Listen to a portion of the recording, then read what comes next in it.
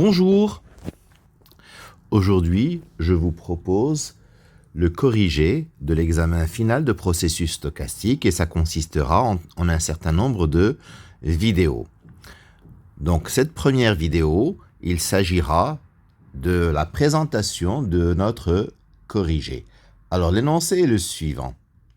L'exercice 1, c'était des questions de cours. Première question, donnez les principales propriétés des martingales. Alors, la question est simple, il ne s'agit pas de définir des martingales. Bien sûr, il faut donner la définition des martingales, mais donner des propriétés des martingales. Ensuite, il s'agira de définir un temps d'arrêt, ce que c'est qu'un temps d'arrêt. Donc, on peut choisir le cas discret ou le cas continu pour définir un temps d'arrêt et se baser sur deux exemples pour traiter ces temps d'arrêt. Enfin, dire ce que c'est que le processus de Poisson d'intensité lambda. Ça, c'était l'exercice numéro 1. L'exercice numéro 2, donc, c'est les moindres carrés. A est une matrice de M4,3 de R. Elle est définie de la manière suivante. En première ligne, 1, 1, 1. Deuxième ligne, 1, moins 1, 0. Troisième ligne, 1, 0, moins 1. Quatrième ligne, 0, 1, moins 1. Donc, première question, montrer que A est de rang 3. Bon, des techniques classiques d'algèbre linéaire pour montrer que A est de rang 3. Ensuite, on prend un réel A et Y, une matrice colonne de M4,1 de R. Y est donc une fonction de petit a. Et la question que je demande, la question que je pose, à quelles conditions sur A l'équation AX égale Y a-t-elle des solutions? Comme nous l'avons vu, il y aura des solutions si Y est dans l'image de grand A. Nous verrons cela dans le détail du corrigé de cet exercice dans une autre vidéo.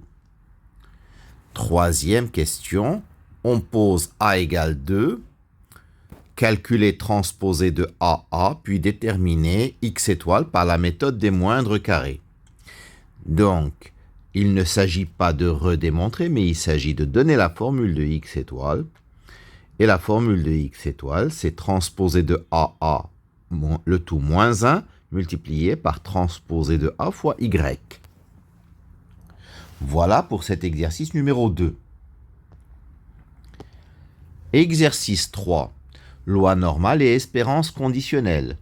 Donc, ce sont des choses classiques où on utilise les propriétés des lois normales et notamment l'équivalence entre l'indépendance et la nullité de la covariance. Et nous allons pouvoir utiliser des espérances conditionnelles pour calculer tout ceci.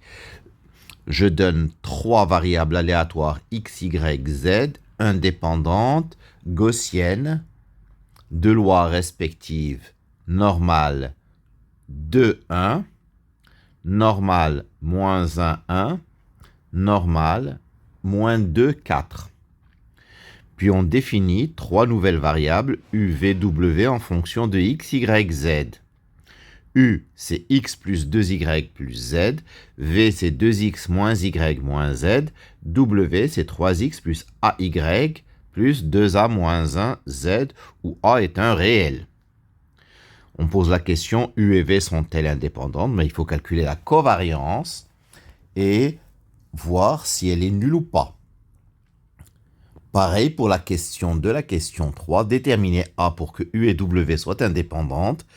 Et la question 3, c'est déterminer A pour que V et W soient indépendantes. La question 4, on pose A égale moins 0,1. Calculer l'espérance de U sachant V, l'espérance de U sachant W et l'espérance de W sachant V et l'espérance de W carré sachant V. Alors, nous allons le voir, beaucoup de calculs et des calculs un peu compliqués. Mais l'essentiel, Bon, l'essentiel, bien sûr, c'est de savoir la méthode. Et puis, pour les calculs, nous disposons de la calculatrice pour pouvoir faire les calculs relativement rapidement. Mais c'est vrai que, notamment au niveau de l'espérance de W carré sachant V, il y aura des calculs un peu fastidieux. L'exercice numéro 4, c'est les propriétés du mouvement brownien. Je donne un mouvement brownien standard, Ft la filtration associée, je donne deux réels R et S strictement positifs, je demande de calculer l'espérance de BR sachant Fs et l'espérance de BR sachant BS. Bien entendu, cela dépendra de la position relative de R et de S. De même, pour le calcul de la question 2 de BR puissance 4 fois BS carré. Puis, de la loi de BR plus 3BS. Il y aura des expressions différentes selon que R est plus grand que S ou selon que R est bien sûr plus petit que S. L'exercice numéro 5. Alors, cet exercice 5, encore une propriété du mouvement brownien liée à une martingale. Première question, Bt est un mouvement brownien standard, Ft est la filtration associée. Donc on définit un nouveau processus à temps continu Wt qui est égal à T B1 sur T avec W0 égale à 0. Il s'agit de montrer que Wt est un mouvement brownien standard, c'est-à-dire de vérifier les propriétés qui définissent le mouvement brownien. Deuxième question, on définit une suite de variables aléatoires indépendantes et de même loi. Cette loi est une loi de Radmacher de paramètre P, c'est-à-dire qui prend la valeur moins 1 avec probabilité 1 moins P et 1 avec probabilité P. D'accord? C'est ce qu'on appelle une marche aléatoire dans Z.